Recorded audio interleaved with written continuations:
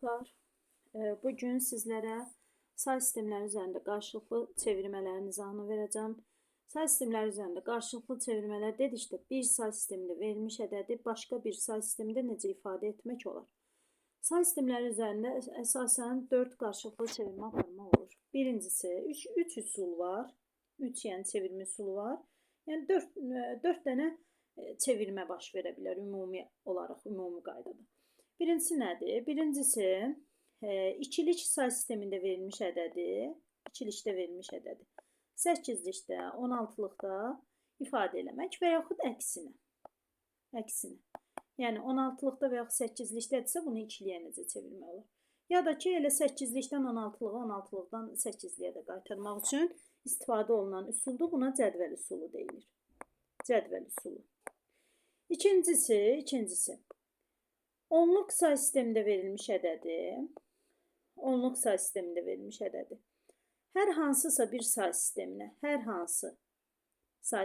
yəni belə deyək də, ixtiyari bir say sisteminə çevirmək. Onluq say sistemində verilmiş hansısa bir ədədi ixtiyari bir say sisteminə çevirməkdən ötürü, istifadə edirik biz ardıcıl bölmə üsulundan. Ardıcıl bölmə. Üçüncüsü isə hansısa bir say sistemindədir, yəni ixtiyari bir say sistemindədir. Biz bunu keçirmək istəyirik onluq say sisteminə. Bunun üçün isə biz açıq yazılış formasından istifadə edirik. Yəni 3 dənə əsas üsulumuz var. Cədvəl, ardıcıl bölmə və açıq yazılış. Şimdi hər birinin ayrı-ayrılıqda izahını verəcəm. Bir də bizə çevirmə olaraq, yəni 4-cü çevirmə olaraq lazım olur. İxtiyari 2 dənə say sistemi arasında əlaqə. Yəni ixtiyari say sistemindən ixtiyari say sisteminə. Məsələn, 3-lükdədir 5-liyə çevirmək istəyirəm. 4-lükdədir 2-liyə çevirmək istəyirəm və s. Bunun üçün isə açar olaraq onluq say sistemindən istifadə edirik. Yəni ixtiyari say sistemindən gətiririk onluğa, onluqdan da digər say sisteminə aparırıq.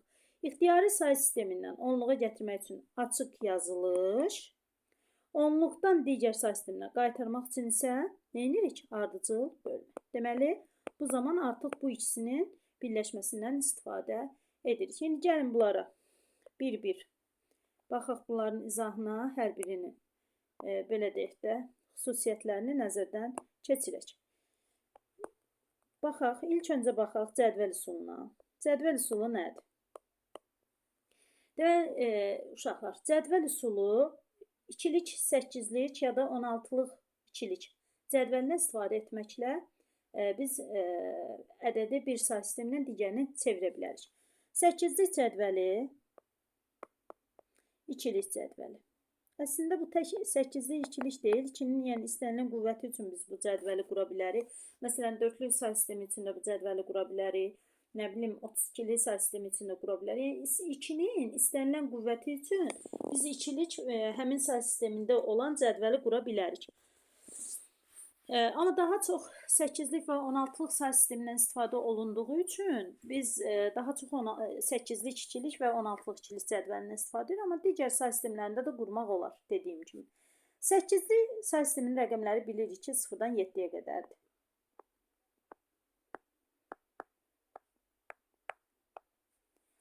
7 dənə rəqəmi var. Hər bir rəqəmə biz kod verməkdən ötürü, yəni kod deyəndə 2-lik kod verməkdən ötürü 3 bitlik yerlər götürməliyik. Kodlaşdırmada da bunu keçmişik sizlə. 3 biti 3, 2 üstü 3 deməkdir. Yəni 8. 8, 2 üstü 3 deməkdir. 8 simvola kod vermək üçün mənə 3 bitlik yer lazımdır. Hansılardır bunlar? 0, 0, 0. Üstünə 1 gəlsəm 0, 0, 1. Bunun üstünə 1 gəlsəm 2-likdə. Eləcə 0, 1, 0. Üstə 1, 0, 1, 1. Üstə 1, 1, 0, 0. Üstə 1, 1, 0, 1. Üstə 1, 1, 1, 0. Üstə 1, 1, 1, 1. Yəni ikilikdə 1, 1 artıra gedirik. Bu ikilik 8-lik cədvəlidir.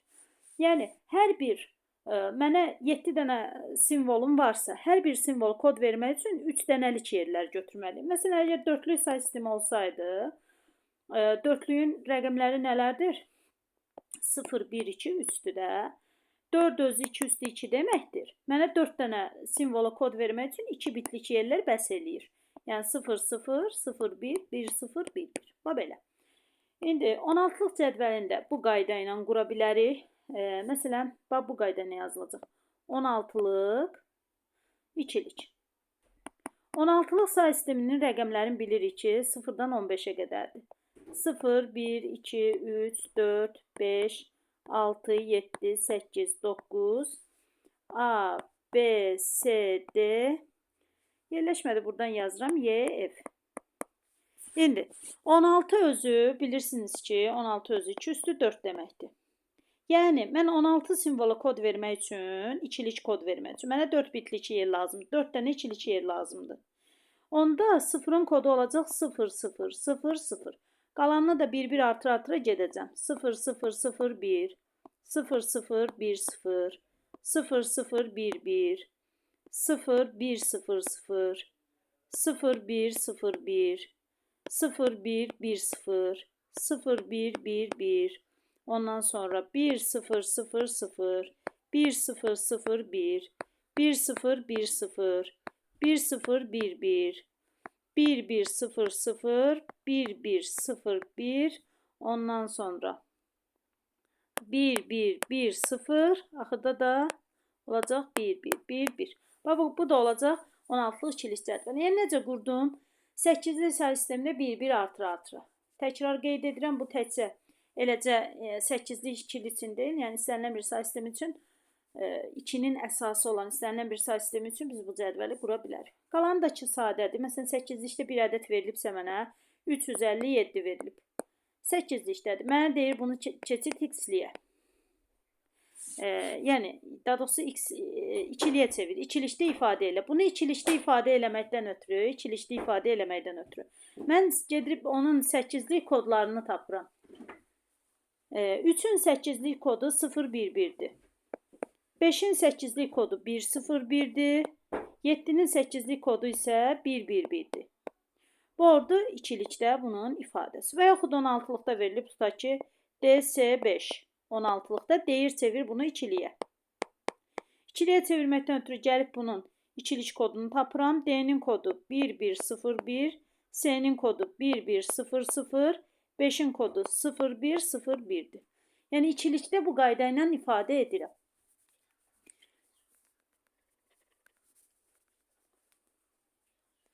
Bu oldu, deməli, bunun ikilik kodu.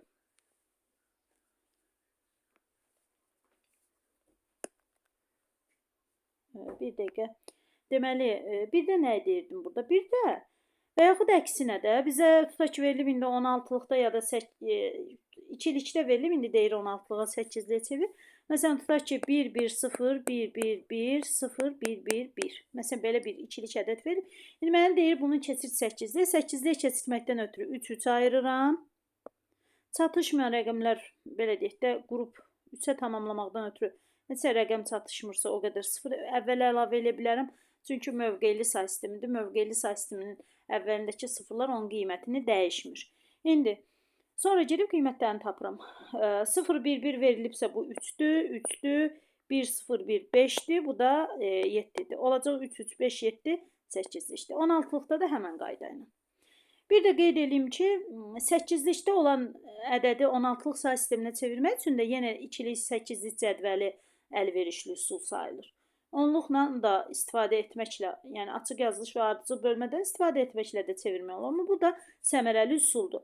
Məsələn, tutaq ki, belə deyək də, verilib bizə AC4 16-lıqda, mənə deyir, çevir bunu 8-liyə.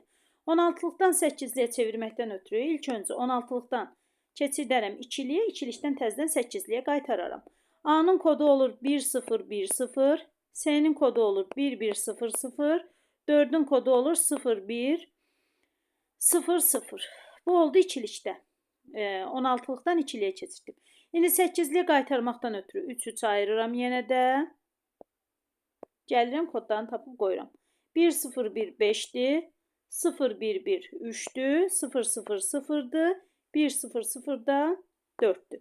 Olacaq 5, 3, 0, 4, 8-likdə. Yəni neynədim? 16-lıqdaydı. İkiliyə gətirdim, ikilikdən də 8-liyə çevirdim. Bu oldu uşaqlar cədvəl üsulu. Məncə aydın oldu. İkinci üsulumuz bizim ardıcıl bölmə üsuludur. Ardıcıl bölmə. Ardıcıl bölmə üsulundan biz o zaman istifadə edirik ki, ədəd verilib bizə onluq say sistemində, biz onu onluq say sistemindən hər hansısa bir say sisteminə çevirmək istəyirik. Məsələn, tutaq ki, 1256 verilib. Onluq say sistemində mənə deyir ki, çevir bunu dörtlük say sisteminə. Ədədi onluq say sistemindən hər hansısa bir say sisteminə çevirməkdən ötürü biz ardıcıl bölmə üsulundan istifadə edirik. Ardıcıl bölmə üsulu belədir. 1256-nı ilk öncə bölürəm 4-ə. Yəni say sisteminin əsasına bölürük. Ardıcıl bölə-bölə gedirik. Deməli, neçə dəfə bölünür? 314 dəfə tam bölünür, 0 qalıq qalır. 314-ü təkrar bölürəm 4-ə. Yəni say sisteminin əsasına bölə-bölə getməliyəm. Deməli,